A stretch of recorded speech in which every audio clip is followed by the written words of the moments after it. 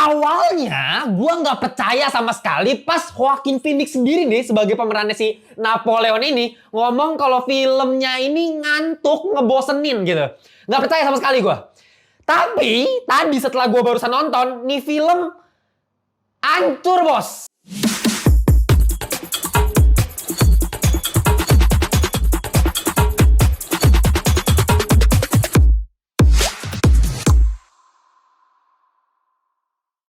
Welcome back to Ngelantur Indonesia. Skui nonton, skip blow on. Jangan lupa kalian semua ya. Kembali lagi ya di segmen review.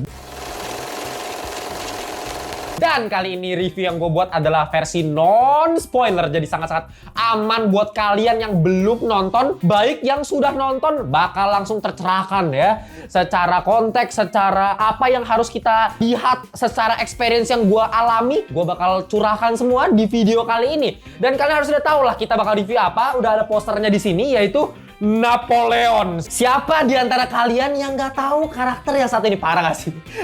Kalau nggak tahu tokoh yang satu ini, keterlaluan kalian ya.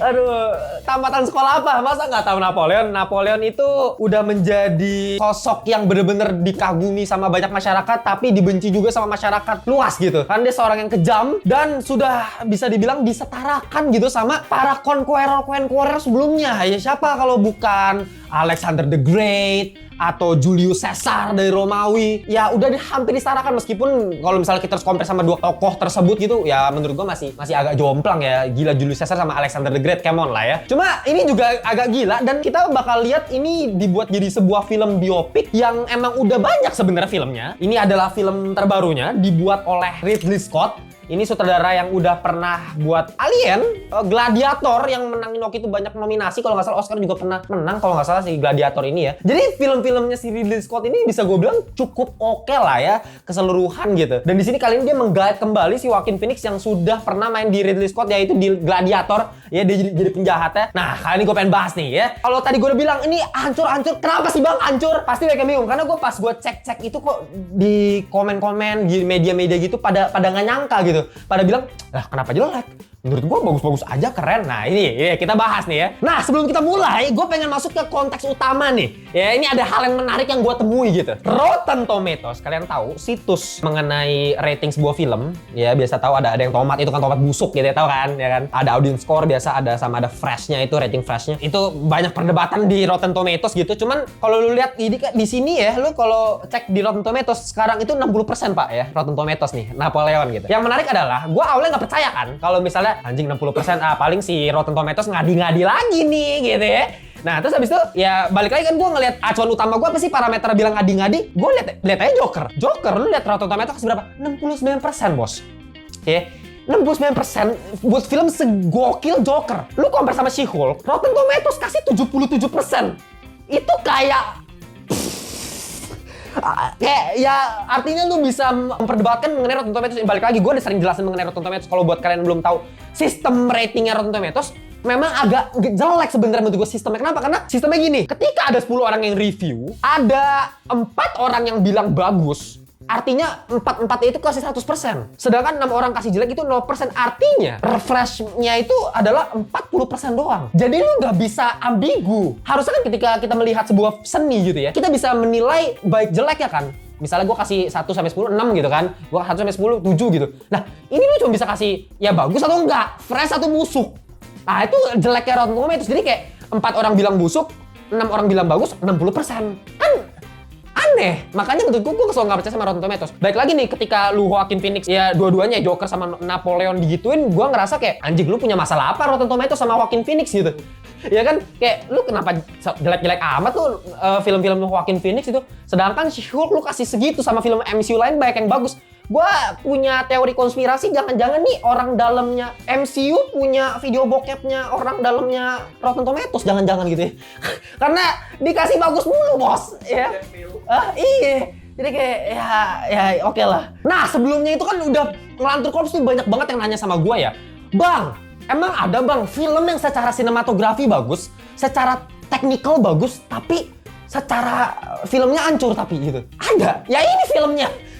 Ya, jujur nih, ini mau ngomongin secara gimana? Mau ngomongin positif atau negatif dulu, Mel? Positif lah. Positif dulu ya. Yang bagus-bagus dulu, kita lifting dulu ya. Ya, balik lagi nih, gue di sini mau banyak kritik tapi kalian tetap nonton ini film. Ya, experience sendiri lah, jangan nggak enak kalau lu cuma nonton review terus lu langsung ngejudge. Kalau Bang Timo bilang jelek yuk jangan. Nonton juga, beli tiketnya juga kalau ada duitnya. Ya, kita langsung ngomongin dari positif dulu. Sebenarnya positifnya apa sih ya? Udah jelas itu dari sisi sinematografi, Pak ya. Sinematografi ini amazing, man. Amazing banget. Gila, setiap scene ya, ini benar-benar menunjukkan sebuah masterpiece ya dari segi pergerakan kameranya. Bahkan kalau lu perhatikan nanti di opening scene dari film ini, lu bakal ngelihat kayak ya ini gue langsung kasih tau aja ini karena sejarah ya. Jadi ini bukan spoiler lah ya, kan sejarah ngapain gitu ya. Sejarah jadi aman banget ya. Mary Antoinette kalau kalian tahu, ya ini ratunya Prancis nih di saat itu yang memang lagi di demo ya kan, karena ini mengambil latar pada saat revolusi Prancis. Dan di situ dia dipenggal pakai alat yang sudah sangat terkenal pada saat zaman revolusi Prancis. Apa itu? Guillotine ya. Ini adalah alat pancung yang sangat-sangat ikonik yang cara pemakaiannya adalah lu dipasung seperti ini ya, dan nanti dari atas tiba-tiba jebret gitu kan. Nanti kalian bisa lihat dengan close up yang pas banget angle-nya, dengan pergerakan yang cukup oke, ditambah color grading yang enak banget, memanjakan mata banget, lu bisa langsung mendapatkan perasaan yang imersif gitu. Jadi kayak lu bisa ngerasain apa yang terjadi pada si Mary Antoinette ini.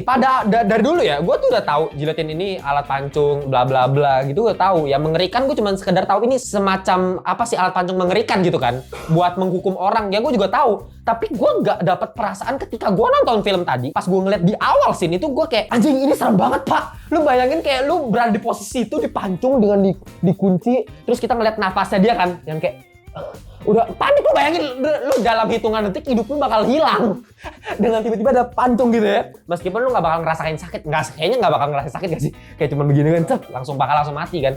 Ya gitu kan, langsung mati soalnya kan palanya langsung putus gitu. Itu secara imersif ya, itu imersif banget. Ditambah lagi setiap scene, terutama pas perang ya, men, ayolah gila, itu setiap scene perang itu selalu secara soundnya, scoring, theme songnya itu bikin kita jantungnya agak dak-dik-duk-der ya. Ditambah lagi apa? Productionnya, praktikalnya. Lu kalau bisa lihat behind the scene-nya film Napoleon ini, lu bakal ngelihat kalau misalnya ini film tuh visual efeknya nggak terlalu banyak. Anjing, ini visual efek tuh bukan. Kalau ini visual efek ini bangsat banget loh. Tadi gue bilang gitu kan. Karena emang saking realnya, emang ternyata real gitu. Pas kita lihat behind the scene-nya, gila itu istananya pas lagi coronation ya, pas dijadiin si Napoleon dijadiin kaisar. Terus abis itu scene-scene ketika di lapangan perangnya, padang rumputnya, meriam-meriam itu asli bos. Jadi kayak ya pantas aja praktikal efek kayak gitu, ditambah editingnya sedewa itu, ya keren. Dan satu lagi yang paling gokil dari film ini apa? Joaquin Phoenix bos ya. Ini mas-mas yang satu ini, lihat ke mukanya ini ya, si sangat karismatik ya, lihat mukanya udah sangat ikonik banget. Dan kalian gue yakin bakal tahu lebih banyak aktor yang satu ini dari film apa, Joker pasti gue yakin. Cuma kalau misalnya kalian nggak tahu ya, sebelumnya tuh dia terkenal itu main di film Gladiator, sebenarnya filmnya dari Ridley Scott juga. Jadi musuhnya ya, di situ kan karakter utamanya itu diperankan Russell Crowe kalau nggak salah ya. Nah musuhnya itu, nah ini jadi seorang anak raja yang ngebunuh bapaknya sendiri nih. Kelihatannya kayak bangsat banget gitu ya. Lu gue yakin kalau anak-anak bocil-bocil itu pasti langsung kayak gitu nih. Ini kan emang ngeselin itu, dia tukang hianat, licik gitu ya. Nah, tapi ketika lu ngelihat peran dia di film Her misalnya, film yang apa ya, film romantis ya, drama, romance, lu bayangin pacaran sama AI ya, agak nggak jelas sebenarnya, agak creepy, agak cringe ya. Cuma lu bisa lihat karakterisasi dia, lu tanpa dia bukan pacaran sama orang asli loh, dia cuma sama AI, tapi dia bisa menghidupi itu ya si Joaquin Phoenix ya. Meskipun dia nggak se-ikonik di film lainnya, cuman di Her tetap gue ngerasa ini beda banget sama kayak kita ngeliat di Gladiator tadi. Di Gladiator kayak orang bangsat, dia tuh jadi kayak orang, lu hidup lu gini amat gitu ya.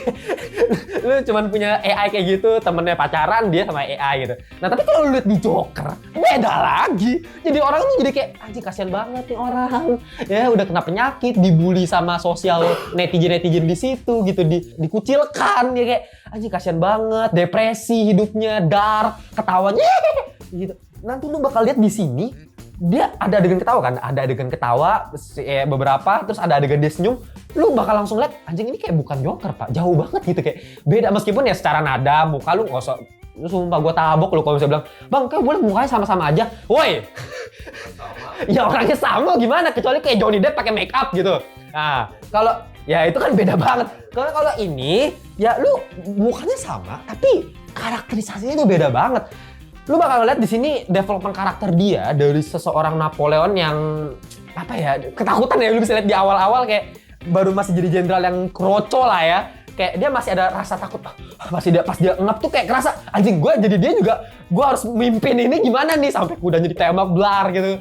Itu aduh gue ngerasa ragu, takut, kan dapat tuh, tapi lama-lama dapat development karakter, naik pangkat gitu ya. Jadi kalau buat yang belum tahu nih, kita kembali lagi nih ke film ini. Ini kan film nggak usah ngomong, Napoleon itu kan ya mengenai seseorang yang naik pangkat ya terus-menerus, dan itu jadi emphasize utama lah di film ini gitu. Jadi fokus utamanya pasti di Joaquin Phoenix-nya, dan dia memang berhasil deliver karakter yang ketika kejam-kejam ya kan, ketika dia lagi sama ceweknya liar ya, dapet bagus banget.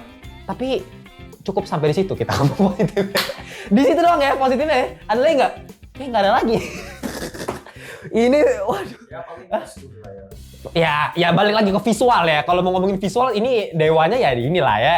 Ya tadi gue ngomong practical effect itu dari segi makeupnya, kostum-kostumnya di zaman segitu ya, setnya sama musik klasik ini masih dipakai, musik klasik menambah unsur dramatik lah ya kan. Kalau mau perang itu kan dramatik ya, gue nggak kaget kalau misalnya kayak Stanley Kubrick ya kan jagonya musik klasik tuh. Kalau lihat film Stanley Kubrick pasti klasik semua. Kenapa? Karena dia mau emphasize di dramatic moment gitu si Stanley Kubrick. Di sini ya lu pakai musik klasik, seriosa ya kan, di awal musik bam penggal lah bla bla bla, itu dramatiknya dapat gitu. Tapi musiknya oke, scoring sound effect juga duduk keren gitu ya bagus lah, keren lah ya oke lah, ini berkelas gitu kesannya ya, berkelas. Tapi cukup di situ karena secara esensi ini film wah gua nggak tahu lagi nih, ini gua jujur ya, ini di luar prediksi BMKG jujur, karena gua nggak nyangka ini film sejelek itu. Karena gue yakin, gue kerasa ini kayak dari awal gue nonton film, di awal seperempat film ya, gue ngerasa anjing ini bakal filmnya keren banget nih. Oh ini bisa di atas 9 nih, gue udah mikirin gitu. Kayak gue bilang, Joaquin Phoenix kayaknya lagi teler gitu ya, lagi abis mabok kali gitu kan, abis minum-minum baru nonton, ternyata emang sejelek itu bos, ternyata Joaquin Phoenix bener ya. Kenapa? Nah ini kita langsung masuk ya ke kelemahan ya. Jeleknya film ini udah jelas di satu elemen paling penting dalam sebuah film, visual, musik, story. Visual sama musiknya bagus, story-nya yang ancur lebur. Sumpah, kalau misalnya gue kasih sinopsis singkat, biasa kan kalau dari awal misalnya gue review nih, kalau kalian sering nonton reviewnya ngelantur, gue selalu kasih sinopsis singkat kan. Gue biasa gampang kan kasih sinopsis singkat, ini. Ini gue kagak tahu bos, mau sinopsis singkat apa. Tadi kan lu sempet, ini sinopsisnya apa? Nggak tahu, ini sinopsis apaan sih? Karena apa? Karena ini film nggak jelas, ini cuma judulnya Napoleon, lu cuma ngambil, ya udah mengenai Napoleon, big idea-nya apa? Gitu loh. Bang ini kan biopik bang, ya susah lah bang lu ngambil dari kehidupan asli. Lu tonton nih video yang ini ya, itu gue udah kasih nyari film biopik terbaik. Itu dari top 5 itu semuanya punya big idea yang sangat-sangat konklusif. Lu mau dari Oppenheimer lu dapat konklusi big idea seorang Oppenheimer yang menyesal membuat satu invention yang merusak dunia. Ketika lu ngelihat The Wolf of Wall Street, lu bisa ngerasain seseorang yang dapat duit banyak sehingga lu jadi ngaco gitu loh ya, sampai selingkuh dan lain-lain. Lu ketika lu ngeliat di Bohemian Rhapsody, lu bisa ngeliat hubungan kekeluargaan dari seseorang yang gak dianggap sama bokapnya karena dia jadi pemusik yang agak-agak belencong gitu ya istilahnya ya. Tapi di akhir ketika dia konser live aid itu semua tuh ada kena emosi, dramatic moment, dan itu punya satu garis benang merah. Dan big idea-nya lu tahu itu mengarah kemana ya, satu kalimat. Kalau misalnya ya balik lagi nih ke dalam skripsi ini gue lagi bikin skripsi nih ya, nanti kalian tungguin aja nih ya, nih gue kasih lihat nih anjing ya, gue lagi kuliah bos, jadi gue sibuk banget ya bikin buku mengenai 30 tokoh film dan TV series kalau ada di Indonesia nih. Gue bikin gambarnya, buku nih, nanti mungkin gue jual buat Lantur Corps kali ya. Cuma at least kita selalu ketika bikin sebuah makalah buat apa, itu pasti ada big idea kan ya, itu buat apa? Sebagai dasar pembuatannya kan.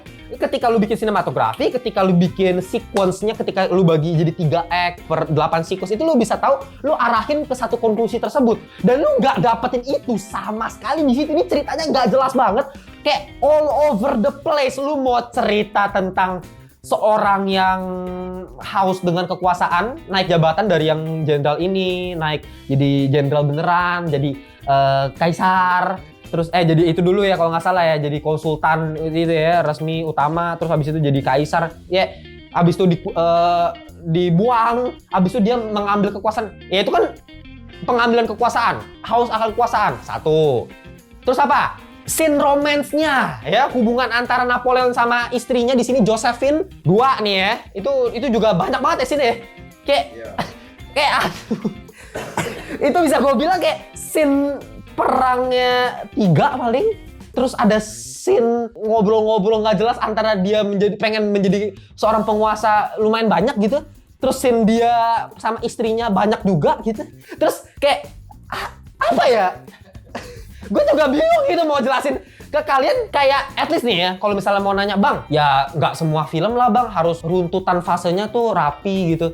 Oke, gue kasih contoh dikit ya. 2 sutradara ini, yaitu Tarantino sama Nolan. Ini udah sangat-sangat terkenal akan apa? Akan penulisan plot ceritanya. Karena 2 sutradara ini selalu menggunakan rumus 8 sequence yang sangat-sangat berbeda. Jadi kayak harusnya ada 8 sequence yang seperti ini. Nanti mungkin kapan-kapan gue buatnya lah video cara pembuatan 8 sequence yang orisinil gitu ya, yang paling dasar lah ya, basic. Nah, tapi 2 sutradara itu kayak bullshitin 8 sequence gitu. Kayak anjing gue buat aja sendiri gitu. Tapi apa? Mereka punya big idea yang jelas sehingga ketika mereka otak-atik setiap sequence-nya, lu bisa tetap dapat satu gambaran itu. Kayak gini loh. Misalnya Nolan ya. Di film Memento, Inception, kayak apa ya, Oppenheimer itu dia kan selalu ngebuat kayak 4 timeline yang berbeda, lu campur-campurin. Tapi apa yang Nolan lakukan dengan 4 timeline tersebut, dia menerapkan sebuah yang namanya pattern. Jadi sebelum dia bikin skrip, dia tuh kasih rumusan dulu. Dengan dia ngebagi, ini gue sering bilang ya di video ngelantur ya, dengan dia ngebagi gurus gini, tat itu terus disilang-silangin, itu kan ada pattern. Jadi kayak meskipun lu awalnya kayak lu di setengah film mungkin lu bingung gitu, stres, anjing ini apa sih Nolan, lu gak jelas banget sumpah filmnya, ya kan? Tapi at least, oh ini dari sini ke sini, oh ini ke sini, oh ini balik lagi, oh ini maksud Nolan. Lu ngerti gitu loh. Apalagi dia sering kasih kayak satu sequence yang hitam putih, penggambaran color grading yang berbeda. Itu kan apa ya, membuat kita lebih mudah lagi menerjemahkan film Nolan gitu. Terlebih lagi Tarantino lebih enak lagi tuh. Cuman 3 babak gitu kan, dibagi-bagi lu diacak gitu ya, lebih mantap lagi. Gue lebih suka lagi gitu. Tapi ini apa ini? Ini gue nggak tahu di permasalahan di si Ridley Scott-nya atau di script writer-nya. Fasenya tuh kacau banget. Kayak lu nggak dapet fase dramatic moment kayak naik roller coasternya yang sampai lu memuncak itu nggak ada. Bahkan sampai ke akhir lu bagus Five Nights at Freddy's. nggak gitu juga sih. Cuman gini. Ya, tapi Five Nights at Freddy's kan ada. Nah, itu dia. Nih, ini mungkin buat kalian para fans Five Nights at Freddy's akan ikut senang dia mendengar perkataan gue, meskipun balik lagi kalau mau ngomongin rating Five Nights at Freddy's jauh di bawah ini juga sih. Karena secara film ya. Cuma secara cerita jujur, at least gue yakin banyak yang bisa lebih ke entertain di Five Nights at Freddy's meskipun berantakan secara plot twist-nya gitu ya. Tapi karena dia ada dramatic moment di akhir gitu, ada klimaks gitu loh istilahnya. Lu bisa seru gitu nontonnya. Ini bos, boro-boro klimaks. Lu aja di akhir kayak ini udah selesai belum sih? Iya kan? Gua nunggu selesai anjing. Oh, lu selesai ya? Lama banget. Lama kan Ini jujur ya, ini 2,5 jam bos. Jadi kayak ini udah selesai belum sih? Gua main HP kan tadi. Iya, lu main HP berapa kali nih editor gue nih. Dia sampai kayak gue juga gini loh. Gue fokus banget nonton filmnya, tapi gue pengen ngeliat kayak ada nggak sih klimaks terakhir? Kayak lu bayangin kayak Oppenheimer kan udah belimet gitu ya. Tapi immersive di endingnya itu ketika ada roket dengan muka Cillian Murphy terakhir, kayak lu bisa tahu konklusinya apa. Ini konklusinya apa kayak tiba-tiba Napoleon, gue nggak mau spoiler, nanti kalian nonton sendiri. Gue yakin kalian bakal kecewa mampus sama endingnya. Ya, jujur meskipun setiap perang itu dapat ya, pas yang muka akhir itu perangnya juga dapat banget. Gue setiap kali perang gue jujur interesting. Tapi di luar perang itu Please, bukan karena dialognya kebanyakan, tapi dialog itu kagak guna. Lu kalau mau ngomongin per scene itu keren banget. Ya kalau misalnya mungkin editor gue tadi ngomong lebih ke perangnya aja yang keren sama visualnya. Iya. Gue kurang setuju sama itu sebenarnya, karena kalau gue ngelihat setiap scene-nya sebenarnya dibangun itu bagus. Jadi setiap dialog yang dilakuin sebenarnya bagus, gitu loh. Misalnya scene ini, blockingan dialognya bagus, penempatan orangnya bagus, actingnya keren semua, Vanessa Kirby jadi Josephine keren, color gradingnya bagus, production design keren, musiknya bagus, semuanya bagus, satu scene ya. Tapi kayak lu bayangin kayak A, J, G, H, M, kayak what? Kayak lu nggak bisa ngerangkai ini jadi satu kesatuan film gitu loh.